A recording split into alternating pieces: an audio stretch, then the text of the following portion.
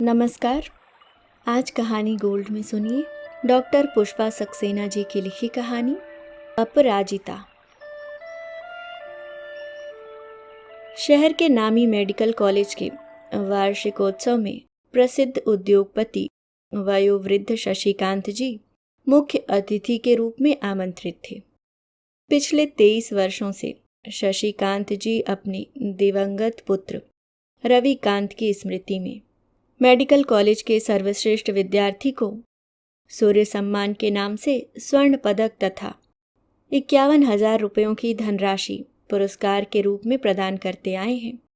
परंपरा के अनुरूप कॉलेज की प्राचार्या ने मंच पर आकर घोषणा की।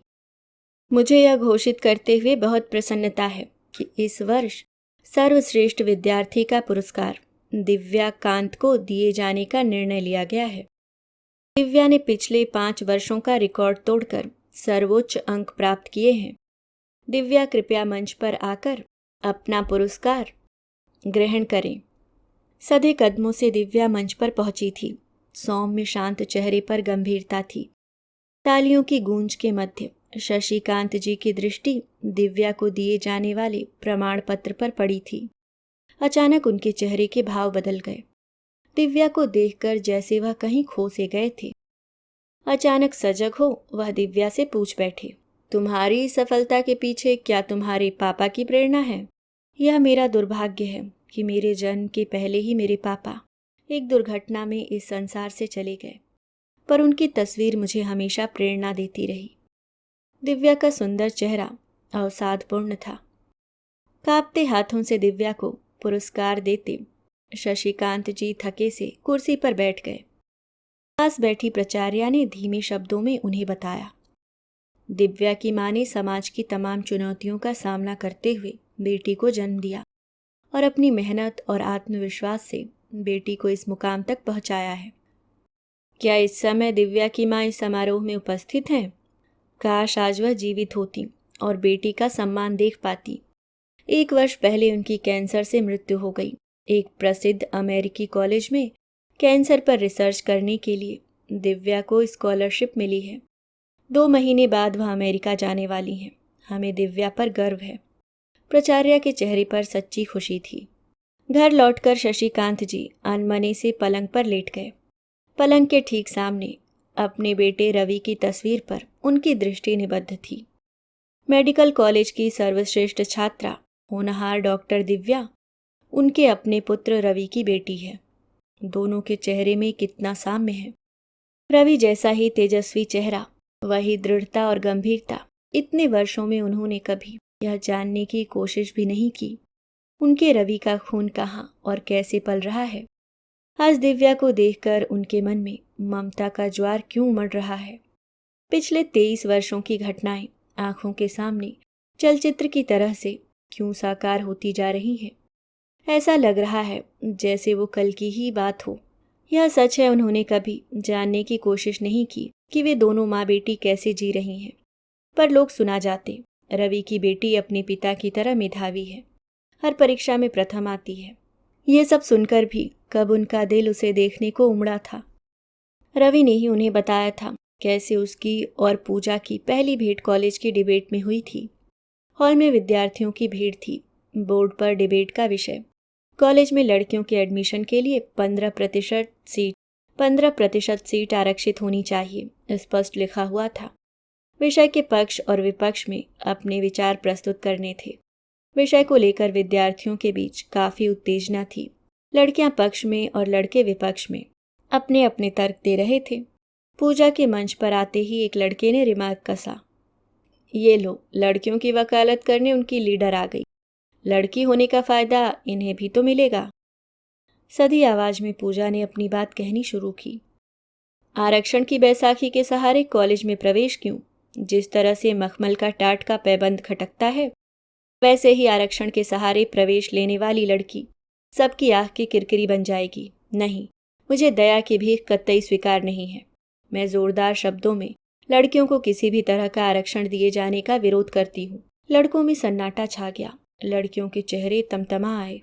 अरे, बड़ी बड़ी बातें बनाना बहुत आसान है, वक्त पड़ने पर देखेंगे, आशा ने व्यंग से कहा। एक लड़के ने सवाल कर डाला। इसका मतलब इस कॉलेज में क्या आपने बिना किसी सिफारिश या डोनेशन के एडमिशन लिया है? सब जानते हैं इस कॉलेज में या तो डोनेशन या सिफारिश से एडमिशन दिए जाते हैं, या 90% से अधिक अंक वालों को चांस मिलता है।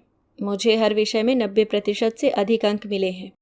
निश्चय ही मेरे एडमिशन का आधार मेरी योग्यता ही थी। पूजा ने शांति से जवाब दिया। सबने आश्चर्य से पूजा को देखा। तो यही है वह लड़की जिसे पूरे राज्य में सेकंड पोजीशन मिली है। हिस्ट्री विषय में शोध कर रहे रविकांत ने अपने स्थान पर खड़े होकर पूजा का तालियों से अभिनंदन किया। अब अन्य विद्यार्थियों ने भी रवि का साथ दिया। केवल कुछ लड़कियां ही अप्रसन्न दिखीं। सर्वसम्मति से पूजा को प्रथम पुरस्कार प्रदान किया गया। दूसरे दिन कक्षा से बाहर आती पूजा को बधाई देने के लिए रवि उसकी प्रतीक्षा कर रहा था। आज एक बार फिर आपको बधाई दे रहा हूँ। आपके विचारों से बहुत प्रभावित हुआ हूँ। काश हर लड़की की सोच आप जैसी ही होती। मुस्कुराते हुए एक गुलाब का फूल पूजा को देते हुए रवि ने कहा। धन्यवाद, पर आपने तो कल ही तालियां बजाकर मेरी जीत पर मोहर लगा दी थी। फूल लेती पूजा ने साहस से कहा। आप तो अपराजिता हैं। व्यक्तिगत लाभ का मोह कितने लोग ही छोड़ पाते हैं, मुग्ध रवि ने कहा। दूसरे दिन क्लास के हंसोण सहपाठी मनोज ने ब्लैक बोर्ड पर पूजा के चरणों पर सिर धरे रवि का चित्र बना रखा था। पूजा के हाथों में सरस्वती की तरह वीणा थी।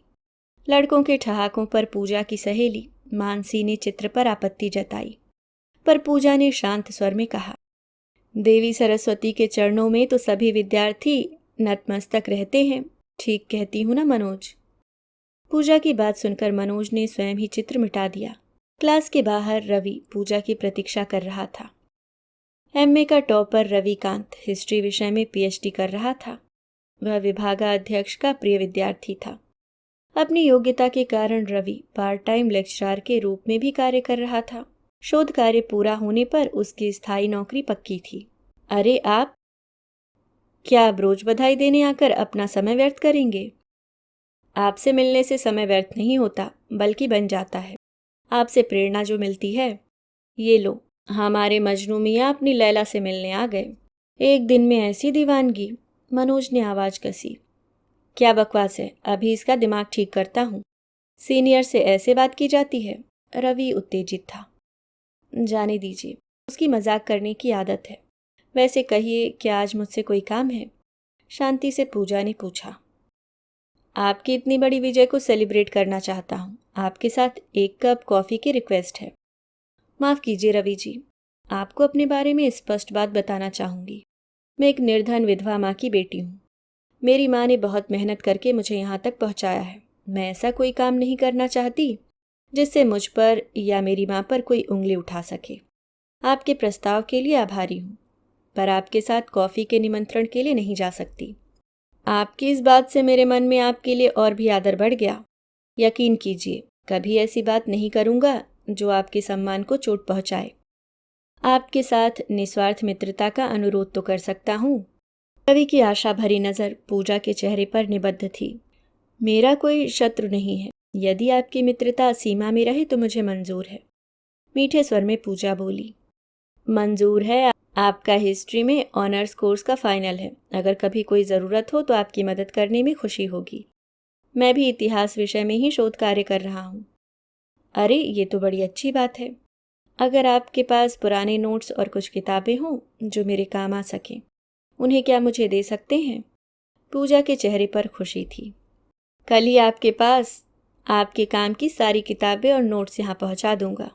नहीं, आप यहाँ आने की तकलीफ ना करें। कल लाइब्रेरी में आपसे ले लूँगी। ठीक है, कल इसी वक्त लाइब्रेरी में आपका इंतज़ार करूँगा। रवि विदा लेकर चला गया। पूजा को खुशी थी। लाइब्रेरी में अक्सर सब किताबें मिल पाना आसान नहीं होता था। खरीदने के लिए माँ पर बोझ डालना उचित नहीं था। उसे याद है कि किस तरह उसके पिता की एक खान दुर्घटना में मृत्यु हो गई थी। कारखाने के मालिक ने पिता को दोषी ठहरा, मुआवजे की रकम भी नहीं दी थी। उस दुख की घड़ी में भी माँ ने हिम्मत से काम लिया। स्कूल में बच्चों की देखरेख करते हुए पूजा को बड़ा किया था। अपनी स्थिति देखकर उन्होंने पूजा को खूब पढ़ाकर आत्मनिर्भर बनाने का संकल्प लिया था। पूजा ने भी माँ को कभी निराश नहीं किया। स्कॉलरशिप और बच्चों की ट्यूशन लेकर हर परीक्षा में ऊंचे अंकों के साथ पास होती रही। आज माँ के त्याग और तपस्या की वजह से पूजा बीए फाइनल में है। उसने सोचा है बीए की परीक्षा पास करके वह कहीं कोई नौकरी करके माँ को आराम देगी। माँ को अपने जीवन में बस दुख ही मिला है। रवि शहर के प्रसिद्ध उद्योगपति शशिकांत जी का इकलौता बेटा था। बिरादरी में शशिकांत जी का बहुत मान था। शशिकांत जी को अपने उच्च कुल गोत्र का बड़ा अभिमान था। मन ही मन उन्होंने रवि का विवाह अपने धनी मित्र की बेटी कल्पना के साथ करने का निर्णय ले रखा था। शशिकांत जी चाहते थे रवि उनके काम में हाथ बटाए, पर रवि को अध्यापन में रुचि थी। वह अपना शोध कार्य पूरा करके लेक्चरर बनने का निश्चय कर चुका था। अगले दिन क्लास खत्म होने पर पूजा लाइब्रेरी पहुंची थी। रवि पहले ही पहुंच चुका था। साथ में बैग में किताबें और नोटबुक्स थीं। पूजा को देख वह हल्के से मुस्कुराकर खड़ा हो गया। ये क्या, आपसे छोटी हूँ, आप क्यों खड़े हो गए? पूजा के स्वर में संकोच था। महिलाओं का सम्मान करना हर पुरुष का पुनीत कर्तव्य है, रवि ने मुस्कुराकर जवाब दिया। किताबें और नोट्स देखकर पूजा की आंखों में चमक आ गई। आपने तो मुझे खजाना ला दिया। मुझे बताया गया है आप अपने बैच के टॉपर थे। अब इन नोट्स की मदद से मुझे भी अच्छी पोजीशन मिल सकती है। पूजा के कजरारी नैनों में खुशी थी। आपको इसके बदले में अपने घर में मुझे चाय पिलानी होगी, रवि ने हंसकर कहा। मेरा घर आपके लायक नहीं है, हम किसी तरह से गुजर कर रहे हैं। उस पर माँ अक्सर बीमार रहती हैं। पूजा के चेहरे पर उदासी के बादल घेर आए। जिस घर में आप जैसी तेजस्विनी रहती है वह घर तो महान है। वैसे भी घर ऊंचे महलों से नहीं बनते, बल्कि उसमें रहने वालों की भावनाओं और उनके आपसी प्यार से बनते हैं। गंभीरता से रवि बोला। आपकी बातों से बहुत प्रेरणा मिलती है, धन्यवाद। सिर्फ धन्यवाद से काम नहीं चलेगा। यहाँ पास में नंदू का टी स्टॉल मशहूर है, आपको चलना होगा। अगर लोगों ने कुछ कहा तो? पूजा हिचक रही थी। आप यूनिवर्सिटी में पढ़ती हैं, क्रांतिकारी विचार रखती हैं, पर लोगों से डरती हैं। मेरे साथ चलिए, कोई कुछ कहने का साहस भी नहीं करेगा। बाद में आपको घर कार से ड्रॉप कर दूंगा, रवि ने कहा। नहीं नहीं, उसकी ज़रूरत नहीं है। वैसे भी मेरे घर तक आपकी कार नहीं जा सकती, मैं चली जाऊंगी। चाय के स्टॉल पर कुछ लड़के लड़कियां चाय पीते हुए बातें कर रहे थे। मनोज भी उनमें से एक था। पूजा जी रवि जी के साथ खूब चल रही है, हमें भी मौका दीजिए। आपके लिए आकाश के तारे तोड़कर ला सकता हूँ, दूसरे दिन मनोज ने रिमार्क दिया।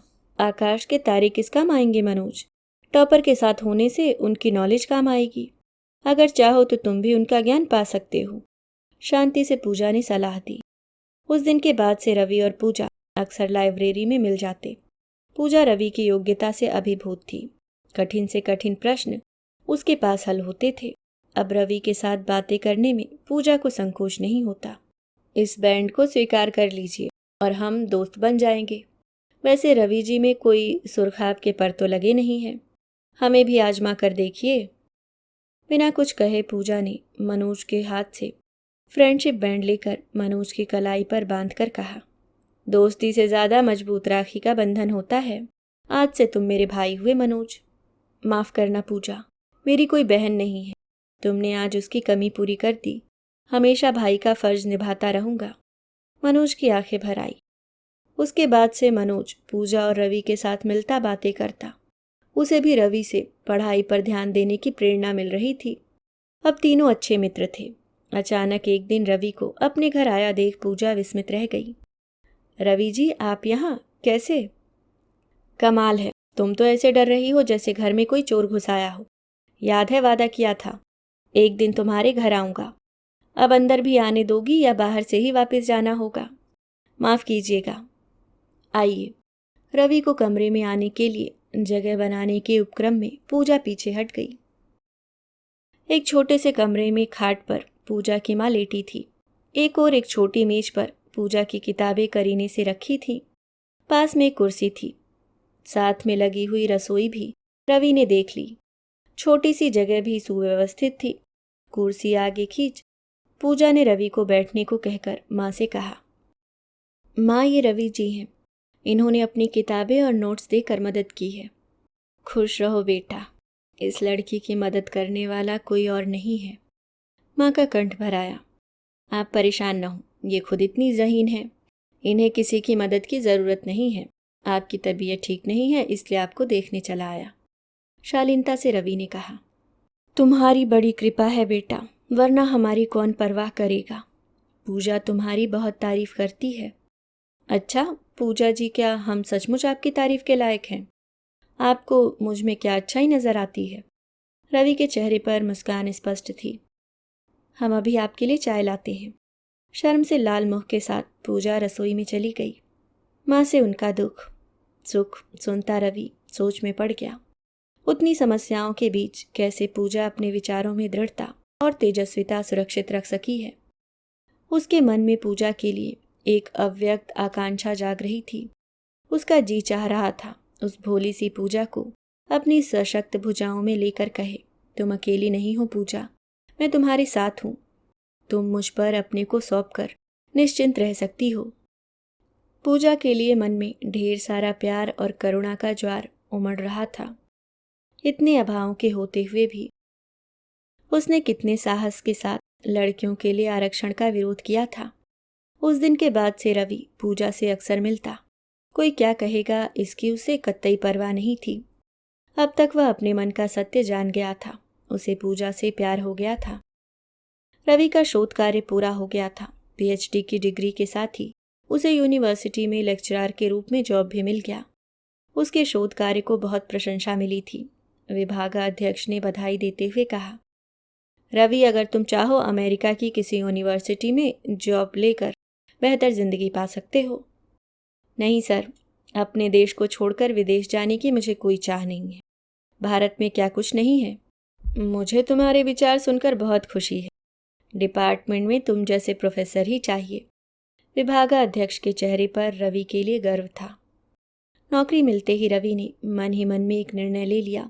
पिछले कुछ दिनों पूजा के साथ बातें करते हुए उसने अनुभव किया, पूजा ही उसकी जीवन संगनी बनने के योग्य है। उसमें वो सारे गुण हैं जो एक पत्नी और साथी में आवश्यक हैं। उसे पता भी नहीं लगा वह पूजा से अनजाने ही प्यार करने लगा था। अब उसे पूजा की माँ और अपने पिता को अपने निर्णय की सूचना देनी होगी, पर पहले पूजा का मन जानना जरूरी था। पूजा, मुझे तुमसे कुछ कहना है, नाराज तो नहीं होगी? आपसे क्या कभी नाराज हो सकती हूँ? पूजा के होठों पर मीठी मुस्कान थी। तुमसे जो पूछूंगा उसका जवाब हाँ में चाहिए, वरना सवाल ही नहीं पूछूंगा। तुम्हारी ना सह नहीं सकूंगा। आप तो पहेलियां बुझा रहे हैं। वैसे आप कोई ऐसी बात पूछ ही नहीं सकते जिसका उत्तर ना हो। मुझसे शादी करोगी? बहुत चाहता हूं तुम्हें, कहो मंजूर है? ये आप क्या कह रहे हैं? आप कहाँ मैं कहाँ। आप इतने योग्य और अच्छे हैं, आपको हजारों अच्छी लड़कियां मिल जाएंगी। कुछ पल मौन के बाद पूजा बोली, मुझे हजारों लड़कियां नहीं चाहिए, बस तुम हाँ कह दो, वरना जिंदगी भर बिन ब्याह ही रह जाऊंगा। ये मेरा निश्चय है। प्यार से पूजा के माथे पर झूलाई लट हटाते रवि ने कहा, मुझे माँ के प्रति दायित्व पूरे करने हैं, उसके पहले अपने बारे में कैसे सोच सकती हूँ? तुम्हारी माँ क्या मेरी माँ नहीं है? हम दोनों मिलकर उन्हें जिंदगी की सारी खुशियाँ देंगे। मुझ पर विश्वास करती हो तो बस हाँ कह दो। क्या आपके माता पिताजी मुझे स्वीकार कर सकेंगे? भला राजा और रंक में मेल कैसे हो सकता है? अपने माँ पापा का लाडला इकलौता बेटा हूँ, मेरी बात तो माननी ही होगी। जल्दी ही तुम्हें शुभ सूचना दूंगा। एक रहस्य बताऊं, तुम्हारी माँ से स्वीकृति ले चुका हूँ। रवि के मुख पर शरारत थी। सच? कब? माँ ने मुझे कुछ नहीं बताया। पूजा का विस्मय स्वाभाविक। वो हम माँ बेटे के बीच की बात थी। मैंने ही उन्हें तुमसे ये बात बताने को मना किया था। उत्साहित रवि ने अपने माँ बाप से जब पूजा के साथ अपने विवाह की बात बताई तो मानो घर में भूचाल आ गया। माँ बाप पर रवि का विश्वास गलत निकला। शशिकांत दहाड़ उठे, खबरदार, भूल कर भी ये बात फिर मत कहना, ये असंभव है। पापा, मैं पूजा से प्यार करता हूँ, उसके अलावा किसी और के बारे में सोच भी नहीं सकता। शर्म नहीं आती? अपने खानदान का नाम मिट्टी में मिलाना चाहते हो? पूरी बिरादरी में हमारा कितना सम्मान है। एक नीचे कुल की लड़की से शादी करके अपने कुल का नाम डुबोना चाहते हो। हमारी मान मर्यादा का भी ख्याल नहीं है। इसलिए तुझे पढ़ाया लिखाया था, मुझे ये कतई मंजूर नहीं है। पापा, मैं निर्णय ले चुका हूँ, पूजा के अलावा किसी और लड़की से शादी की बात भी नहीं सोच सकता। पूजा बहुत ही अच्छी, बुद्धिमान और गुणवती लड़की है। आप बस एक बार उससे मिल लीजिए। बस, अब इसके आगे एक शब्द भी मुंह से निकाला तो मुझसे बुरा कोई नहीं होगा। उस लड़की की शक्ल देखना भी मुझे मंजूर नहीं है। अगर तुझे अपनी मनमानी करनी है तो इस घर में तेरे लिए कोई जगह नहीं है। याद रख, तेरे इस कदम से मैं तुझे अपनी संपत्ति से बेदखल कर दूंगा। मुझे आपकी संपत्ति नहीं चाहिए, बस आप और माँ का आशीर्वाद चाहिए, शांति से रवि ने कहा। वो तुझे कभी नहीं मिल सकता। चला जा और फिर कभी अपना चेहरा हमें मत दिखाना। हम समझ लेंगे हमारी कोई औलाद ही नहीं है। क्रोध से शशिकांत जी की आंखें लाल हो गई थीं। अपने घर से निष्कासित रवि का पूजा से विवाह करने का निश्चय और भी दृढ़ हो गया। अपने कुछ मित्रों और मनोज को अपना निर्णय सुनाने पर सबने रवि के फैसले की प्रशंसा की। मनोज तो बहुत उत्साहित हो उठा। उन सब ने रवि को सादे ढंग से मंदिर में विवाह करने की राय दी। रवि के माता पिता की नाराजगी से पूजा विवाह के लिए राजी नहीं हो रही थी, पर उसकी मां ने अपनी बीमारी का वास्ता देकर पूजा को विवाह के लिए राजी कर लिया। एक सादे समारोह में कुछ मित्रों की उपस्थिति में रवि और पूजा बंधन में बंध गए। मनोज ने भाई के फर्ज निभाए थे। पूजा के कहने पर रवि पूजा के साथ अपने घर माँ बाप का आशीर्वाद लेने गया था।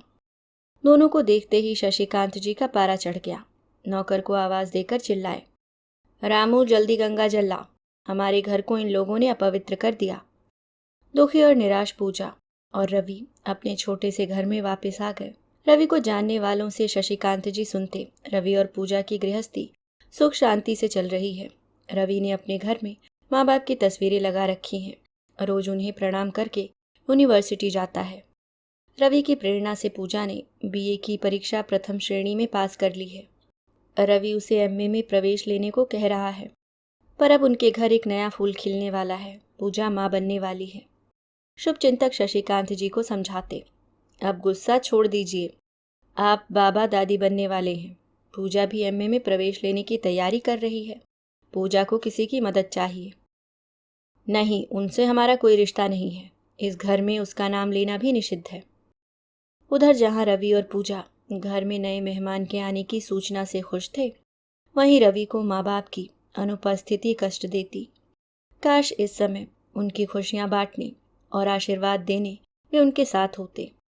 पूजा की मदद के लिए उसकी माँ आ गई थी, पर पूजा रवि के जीवन के अभाव को महसूस करती, पर वह विवश थी। रवि अपने बच्चे को डॉक्टर बनाने का स्वप्न देखता और पूजा हंसती। उसके बाद सब कुछ कितनी जल्दी घट गया था। पिता बनने की खुशी में रवि ने एक स्कूटर खरीद लिया था। इतवार के दिन पूजा के साथ पिकनिक पर जाने के लिए दोनों बाहर निकले थे।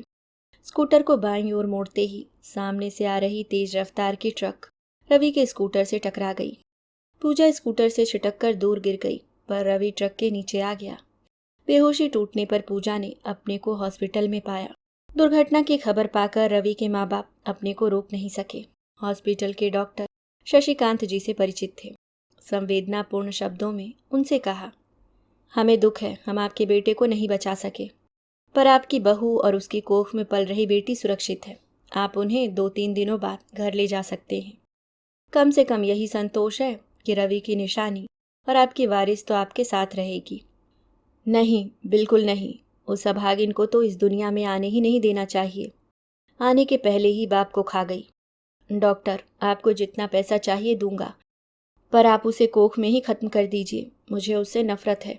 उसे जन्म नहीं लेने दे सकता। शशिकांत जी ने क्रोध से फुफकारते हुए कहा, यह आप क्या कह रहे हैं? यह पाप है और कानूनन भी अपराध है। आखिर वो बच्ची आपका ही खून है। हमारा उन दोनों से कोई रिश्ता नहीं है। अगर उसकी कोख में बेटा होता तो एक बार उसे अपना वारिस मानकर झेल भी लेते, पर इस अभागिन का तो जन्म ही पाप है। चलो चलो शांति। आंसू पोंछती पत्नी पति के साथ चली गई। रवि उन्हें हमेशा के लिए छोड़कर जा चुका था। पूजा की माँ बिलख रही थी। खबर पाकर मनोज आ गया था। वह स्तब्ध था। अभी 2 दिन पहले ही तो वह रवि और पूजा से मिलकर गया था। माँ से रवि के पिता की बातें सुनकर पूजा के आंसू सूख गए। नहीं, वह रवि की निशानी अपनी बेटी को जन्म देगी। उसके लिए उसे जीना ही होगा। वह रवि की स्वाभिमानी पत्नी है। आश्रय के लिए वह ससुर के पांव नहीं पड़ेगी, हार नहीं मानेगी। दृढ़ निश्चय कर वह उठ गई। माँ, मुझे घर ले चलो, मुझे अपनी बेटी को जन्म देना है। मनोज और माँ के साथ पूजा उसी घर में आ गई जहाँ से रवि उसे सम्मान के साथ अपने साथ ले गया था। माँ को रोता देख पूजा ने शांति से कहा था, माँ रोने से अगर जाने वाला लौट आए तो खूब रो लो, पर जो चला गया वो तो अब कभी लौट कर नहीं आएगा। अब हमें आने वाले दिनों की चिंता करनी है। तुम परेशान मत हो पूजा, तुम्हारा ये भाई हर कदम पर तुम्हारे साथ है। मनोज ने सच्चाई से कहा। जानती हूँ भाई, अब अपने यहाँ वाले पुराने स्टूडेंट की ट्यूशन लेना शुरू करूँगी। उदास पूजा बोली, तुम किसी स्कूल में भी तो जॉब ले सकती हो, साथ में प्राइवेट एमए भी कर लोगी। मनोज ने राय दी, अभी तो जो आने वाली है उसकी चिंता करनी है। रवि होते तो। अधूरी बात कहती पूजा रो पड़ी। उदास लंबे दिन बीतने लगे। अंततः वह दिन भी आ गया जब पूजा ने एक प्यारी सी बेटी को जन्म दिया। मनोज नवजात बच्ची के लिए पालना ले आया। अगर आज रवि जी होते तो कितनी खुशी मनाते, पर आज हम कुछ नहीं कर पा रहे हैं। मनोज उदास था।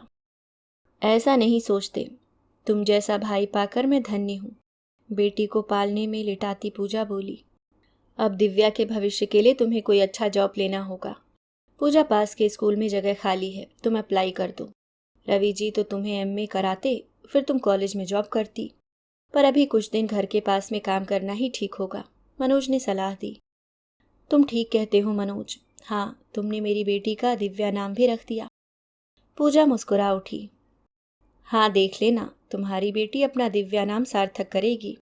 मनोज ने विश्वास से कहा। आज वही दिव्या मेडिकल कॉलेज की सर्वश्रेष्ठ स्टूडेंट का पुरस्कार पा चुकी है, पर उसका वह सम्मान देख पाने को पूजा नहीं रही। असमय पलंग पर लेटे शशिकांत को देख पत्नी विस्मित थी। क्या बात है, इस वक्त क्यों लेटे हैं? अपने पाप पर पछता रहा हूँ। जानती हो, जिस अजन्मी बच्ची को मैंने माँ की कोख में ही समाप्त करने को कहा था, आज वह पूरे मेडिकल कॉलेज का गौरव है। अमेरिका के प्रसिद्ध मेडिकल कॉलेज ने उसे कैंसर में रिसर्च करने के लिए स्कॉलरशिप दी है। अब वह कैंसर विशेषज्ञ बनकर वापस आएगी। तो अब क्या सोच रहे हो? हमने तो अपनी सारी संपत्ति का वारिस गोपाल को बनाने का निश्चय किया है। शांति ने जवाब दिया। नहीं, गोपाल मेरे भाई का बेटा जरूर है, पर मेरी सच्ची वारिस मेरे रवि की बेटी दिव्या ही है। उसमें रवि का खून है, मेरे रवि के सारे गुण हैं, उसका अधिकार किसी और को नहीं दे सकता। पर दिव्या तो लड़की है, वो हमारी वारिस कैसे बन सकती है? वंश तो बेटे से ही चलता है। यही सोचकर तो हमने गोपाल को गोद लेने का निश्चय किया है। पत्नी ने तर्क दिया। मेरा सोच गलत था। शांति कॉलेज की प्राचार्या ने दिव्या के बारे में जो कुछ बताया, उसके सामने 1000 लड़के भी कम हैं। ये हमारा सौभाग्य है, हमारे घर में उस जैसी तेजस्विनी ने जन्म लिया। अब क्या करने की सोच रहे हो? शांति ने पति के दृढ़ चेहरे को देखकर पूछा। कल ही अपनी गलती का प्रायश्चित करने दिव्या के पास जाऊंगा, अपनी पोती को अपने साथ लेकर आऊंगा। शशिकांत के चेहरे पर निश्चय की चमक थी। दूसरे दिन बड़े सवेरे शशिकांत दिव्या के घर पहुंचे। दिव्या कॉलेज के पीछे बने एक छोटे से घर में रहती थी। इस समय वह पूजा करके अपने माता पिता के चित्रों के सामने दीप जला रही थी। खुले दरवाजे से प्रविष्ट होकर शशिकांत चुपचाप दिव्या के पीछे जाकर खड़े हो गए। बेटे का चित्र देखकर उनकी आंखें नम हो गईं। अचानक पीछे मुड़ी दिव्या शशिकांत को देखकर चौंक गई। आप यहाँ? क्या किसी काम से आए हैं? दिव्या विस्मित थी। अपनी पोती को उसके घर वापस ले जाने आया हूँ, भीगे स्वर में शशिकांत ने कहा। आपकी पोती? आप क्या कह रहे हैं? यहाँ तो बस मैं ही रहती हूँ। हाँ बेटी, तुम ही मेरे रवि का अंश, मेरी पोती, मेरी वारिस हो। मुझे अपनी गलती का बहुत दुख है, मुझे माफ़ कर दो। शशिकांत की आंखों से आंसू बह निकले। आप क्या कह रहे हैं? मैं किसी की पोती नहीं हूँ, ना मेरे कोई बाबा दादी हैं। दिव्या ने तेजी से कहा। ऐसा मत कह, तू मेरी रवि की बेटी है और मेरी पोती है, शशिकांत जी ने आशापूर्ण शब्दों में कहा। आप कहना चाहते हैं आप मेरे पापा के वही पिता हैं जिन्होंने मेरी माँ को दर दर की ठोकरें खाने को अकेले छोड़ दिया? हाँ, क्या कहा? मैं आपके बेटे का अंश हूँ, वही अंश जिसे आपने माँ की कोख में ही समाप्त कर देना चाहा था। जिस इंसान ने इतने अन्याय किए, उसके साथ मेरा कोई संबंध नहीं हो सकता। जानता हूँ मेरा अपराध माफ़ी लायक नहीं है, पर आज मेरी आंखें खुल गई हैं। कहते हैं सुबह का भूला अगर शाम को वापिस आ जाए तो भूला नहीं कहलाता। मेरा सब कुछ तुम्हारा है। तुम्हें अमेरिका जाने की ज़रूरत नहीं है। तुम्हारे लिए एक हॉस्पिटल खुलवा दूंगा। तुम उसकी हेड होगी। वह विनती कर रहे थे। 1 मिनट रुकिए, अभी आती हूँ। दिव्या कमरे के भीतर से अपनी पुरस्कार राशि और स्वर्ण पदक लेकर वापस आई। ये लीजिए, आपके पुरस्कार में दिए गए पैसे और स्वर्ण पदक आपको वापस कर रही हूँ। इन्हें रखकर अपनी माँ के संघर्ष और त्याग को अपमानित नहीं करूँगी। मेरी माँ अपराजिता थी। सारी दुनिया के व्यंग उलाहने सुनकर भी उसने हार नहीं मानी। साहस के साथ संघर्ष किया। किसी से ना सहायता मांगी, ना किसी के आगे सिर को झुकाया। मुझे स्वाभिमानपूर्ण जीवन जीने की राह दिखाई। मैं बस अपनी माँ की बेटी हूँ। उसे किसी हालत में पराजित नहीं होने दे सकती। ये क्या कर रही हो बेटी? इस पुरस्कार पर तो तुम्हारा अधिकार है। एक पल को इस बूढ़े को बाबा समझकर ही माफ कर दो। शशिकांत दयनीय हो आए। क्षमा कीजिए, मुझे बाबा शब्द से एक ऐसे क्रूर इंसान का आभास होता है जिसने एक पल को भी नहीं सोचा, ना कभी जानने की कोशिश की कि उनके बेटे की पत्नी, जिसकी कोख में उनके बेटे का अंश पल रहा था, वह कहाँ रही, कैसे जी सकी। मैंने कभी अपने बाबा दादी का नाम भी नहीं जानना चाहा। मेरे मन में बाबा दादी शब्दों के लिए कोई आदर नहीं है। मैं तुम्हारे दुख को समझता हूँ, अपनी गलती की भरपाई करना चाहता हूँ। तुम्हें ढेर सारा प्यार देकर प्रायश्चित करना चाहता हूँ। शशिकांत ने आंसू भरी आंखों से कहा, क्या आप मेरी माँ के अपमान व्यंग्यवाणों से छलने हुए मन को जोड़ सकेंगे? कहाँ से लाएंगे मेरी माँ को? आप उम्र में बड़े हैं, इसलिए आपका अपमान नहीं करना चाहती। आप चले जाइए। यह हमारी पहली और आखिरी भेंट थी। अब हम कभी नहीं मिलेंगे। हाथ जोड़कर अपराजित दिव्या ने विदा दे दी। बहते आंसुओं के साथ पराजित शशिकांत दरवाजे से बाहर चले गए। अभी आप सुन रहे थे पुष्पा सक्सेना जी की लिखी कहानी अपराजिता।